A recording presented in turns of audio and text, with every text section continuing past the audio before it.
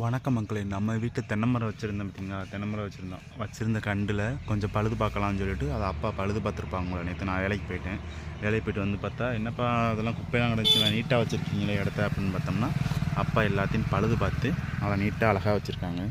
என்ன பாருங்கள், முடிஞ்சளவு அப்பாவுக்கு தெரிஞ்ச அளவு கொஞ்சம் பழுது பார்த்துருக்காங்க மரத்தில்.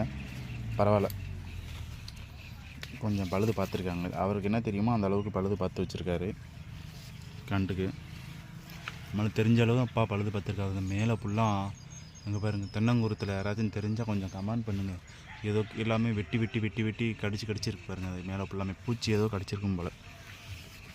ஃபுல்லாமே இந்த வாழை மரமாக நீட்டாக வச்சுட்டாங்க. அதெல்லாம் பதர் மாதிரி கிடந்துச்சில்ல, அதெல்லாம் பார்க்க கொஞ்சம் நீட்டாக அழகாக சுத்தப்படுத்தி நல்லா வச்சுட்டாங்க. இந்த அங்கிட்டும் பாருங்கள், கொஞ்சம் நீட்டாக வச்சுட்டாங்க. எல்லாமே குப்பையாக அசிங்கமாக கிடந்துச்சு. இது ஃபுல்லாமே தண்ணியெல்லாம் பாய்ச்சினாலும் அப்படியே மேலே குப்பைக்குள்ளே தான் தண்ணி கிடக்கும். இது சின்ன கண்டு, அது ரெண்டு ஒரே அளவு தான் வச்சோம். ஆனால் இந்த கண்டு பார்த்திங்கன்னா எலும்பவே இல்லை. வெயில் பட்டால் தான் எலும்பும் போல். ஓரளவுக்கு எலும்பி இருக்குது, பரவாயில்ல. இது ஜாதி மல்லி, தென்னை பழுது போட்டிருக்காங்க பட்டை.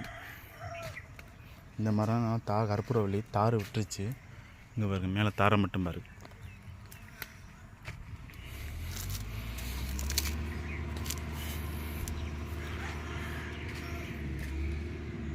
இது கற்பூரவள்ளி தான்.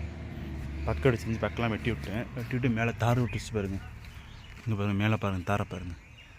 ஒரு மேலே தார் விட்டுருக்குங்களா, கற்பூரவள்ளி தார். இங்கே மலைமரம் எல்லாமே தார் விடுது. ஆனால் 4-5 சீப்பு தான் விட்டுருது, ரொம்பலாம் இல்லை. 4-5 சீப்பு தான், மினிமம் 4-5 சீப்பு தான் விடுது தார் எல்லாமே.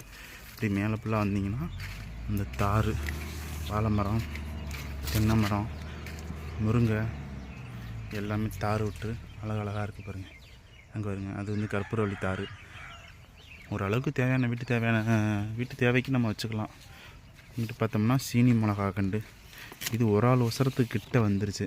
இனலுக்குள்ளே இருக்கனால எல்லாமே காய் எல்லாமே கொஞ்சம் வதங்கி போயிடுச்சு. போன வாரம் தான் பிடுங்கினேன் காய் எல்லாத்தையுமே. பிடுங்கி வீட்டுக்கு மிளகா செலவு அரைக்கும் போது அதோட சேர்த்து அரைச்சிரும். இந்த மிளகா பாருங்கள், சீனி மிளகா பாருங்கள். நம்ம தேவைக்கு ஏற்ற மிளகா எல்லாமே பிடுங்கிக்கிறோம். முருங்கைக்கீரையை பிடுங்கலாம்பா வேணாம்பான்னு யோசிச்சுக்கிட்டு இருக்கோம் அப்பா. பிடுங்கினோம்னா கொஞ்சம் நம்ம யூஸ்க்கு வச்சுக்க. இன்றைக்கி லீவு நம்மளுக்கு. நம்மளுக்கு வேலைக்கு போயிட்டு வந்து இன்றைக்கி லீவ் விட்டாங்க, வீக்காப்பு. அதனால் சரி முருங்கைக்கீரையை கொஞ்சம் ஒடிச்சிடலாம்னு பார்த்து ஒடிச்சிருவோம். கொஞ்சம் இந்த ஒடிச்சு நம்ம வீட்டு தேவைக்கு வச்சுக்கலாம். இன்றைக்கி முருங்கைப்பூ பாருங்கள், முருங்கைப்பூ, முருங்கைக்கீரை,